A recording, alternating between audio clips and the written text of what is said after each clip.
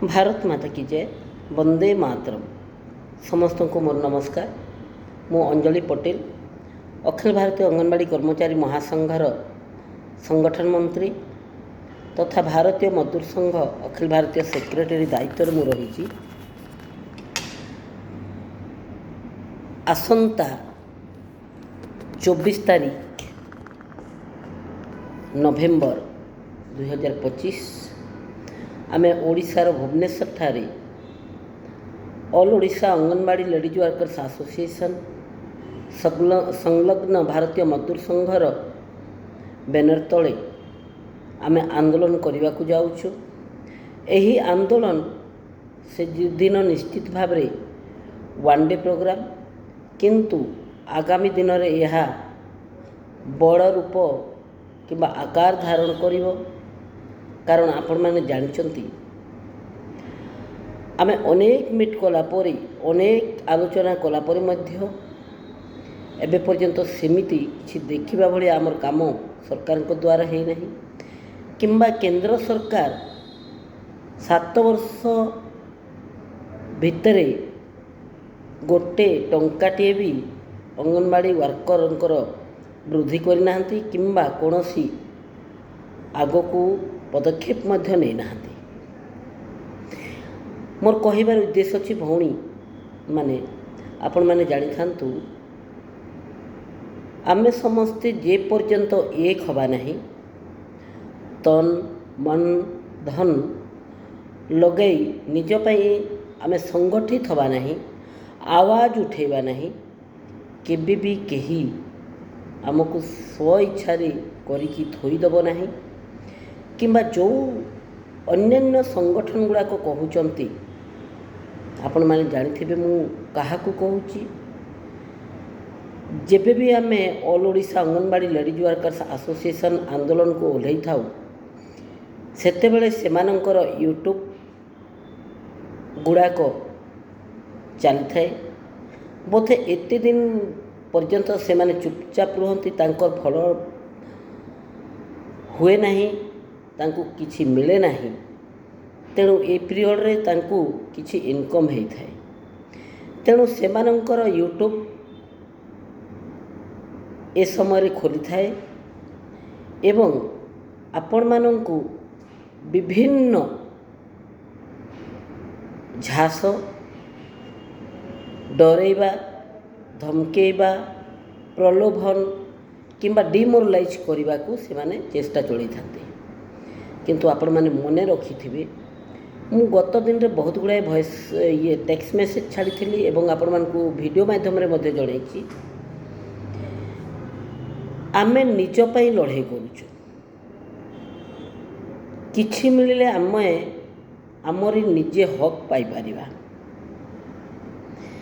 तेणु केही जणे आपण मानंकु भंडौ थाए ताहेले आ सी कथा सुनी आमे जदि साइलेंट रहिबा एवं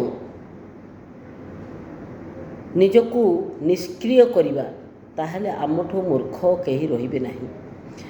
आपण माने जानिछंती जे ना केंद्र सरकार ना राज्य सरकार एते काम कला परे मध्य अंगनवाड़ी वर्करंकर मानदेय, रिटायरमेंट बेनिफिट, इंश्योरेंस किंबा अन्यान्य जो डिमांड तार उपरे कौन से पदक्षेप नौ नाहांती। से माने हमको जणे जणे मूर्ख किंबा निज बिना टंका पावणार मिलुथिबा चाकर भाविचंती। जदि तांकु आमे उत्तर न दबा ताहेले आमे मध्य तांकु सपोर्ट करूचे। कुहा हुए केही जदि खराब कथा कहूची ताकु सुनी देखी जदि तार उत्तर न देले आमे मध्य सेथिरे शामिल होउची। तेणु ये 24 तारीख आंदोलन को आपण माने बहुत मात्रा रे आसी सफल करतु।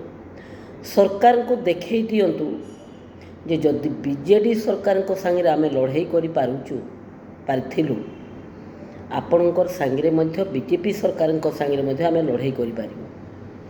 କାହିଁକି ନା ସରକାର ଅଟନ୍ତି।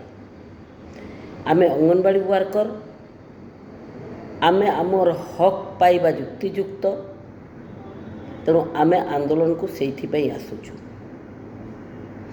ଆମେ ଘରେ ରହିଲେ ଆମେ ସକ୍ସେସ୍ ହେବା ନାହିଁ।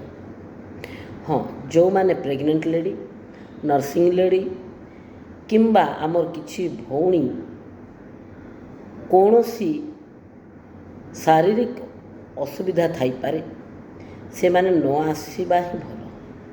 ବାକି ସମସ୍ତେ 100% ସେଦିନ କେନ୍ଦ୍ର ବନ୍ଦ କରି ଭୁବନେଶ୍ୱର ଆସିବାର କଥା। ଏହି ଆନ୍ଦୋଳନକୁ ବିଶାଳ ରୂପ ଦେଇ ଆଗାମୀ ଦିନରେ ଆମେ କ'ଣ ପ୍ରପୋଜାଲ ନେବା ଏବଂ ଦେବା ତାହା କରିବାର କଥା। Face capture, mobile, voucher, hot cook ଏସବୁ ଗୋଟେ ସମସ୍ୟା ହେଇଗଲାଣି। ରାତିରେ ଶୋଇକି ସକାଳୁ ଉଠିଲା ବେଳକୁ ଦୁଇଟା କାମ ଆମ ମୁଣ୍ଡ ଉପରେ ରହୁଛି, କିନ୍ତୁ ସରକାର ତିଳେ ବି ଭାବୁନାହାନ୍ତି ଏତେ କାମ ଦେଉଥିବା ଅଙ୍ଗନବାଡ଼ି ୱାର୍କର ଏବଂ ସହାୟିକାଙ୍କୁ ଆମ ପଟୁ କିଛି ତ ଆମେ ତାଙ୍କୁ ଦରମା ବଢ଼ାଇବା କିମ୍ବା ତାଙ୍କର ଭବିଷ୍ୟତ ପାଇଁ ଚିନ୍ତା କରିବା। ଭଉଣୀମାନେ, ଆପଣ ଜାଣିଥାନ୍ତୁ ଅନେକ ୱାର୍କର ଘରେ ବସିକି ବହୁତ ଅସୁବିଧାର ସମ୍ମୁଖୀନ ହେଉଛନ୍ତି। କୌଣସି ଜାଗାରେ ଦେଖିବାକୁ ମିଳୁଛି ଭିକ ମାଗୁଛନ୍ତି। ନିଶ୍ଚିତ ଭାବରେ ଆମକୁ ଦୋହଳେଇ ଦେବା ଜିନିଷ ଆମେ ଦେଖୁଛୁ। ମାନସିକ ସ୍ତରରେ ଆମେ ଅସ୍ତବ୍ୟସ୍ତ ହୋଇପଡ଼ୁଛୁ ଦେଖିକି। କାଲି ଆସନ୍ତାକାଲି ଯେମିତି ଆମର ସେ ଅବସ୍ଥା ନ ହେଉ, ତେଣୁ ଆମେ ସମସ୍ତେ ଏକ ହେଇକି ଲଢ଼ିବାର କଥା। ଯେଉଁମାନେ ଅନ୍ୟ ସଂଗଠନରେ ଅଛନ୍ତି, ଆପଣ ଆପଣଙ୍କ ଜାଗାରେ ରୁହନ୍ତୁ, ଆମେ ଆପଣଙ୍କୁ ଭାଙ୍ଗିବା ପାଇଁ ଯାଉନାହୁଁ। ଯଦି ଆପଣଙ୍କୁ ଭଲ ଲାଗୁଛି ଆପଣ ଯୋଗଦାନ କରନ୍ତୁ ଆମର ସଂଗଠନରେ, କିନ୍ତୁ ଆପଣଙ୍କର ସାଙ୍ଗରେ ଆମେ କଳି କରିବାକୁ ଯିବୁ ନାହିଁ, ନା ଆପଣଙ୍କ ସଂଗଠନ ଭାଙ୍ଗିବାକୁ ଯିବୁ ନାହିଁ।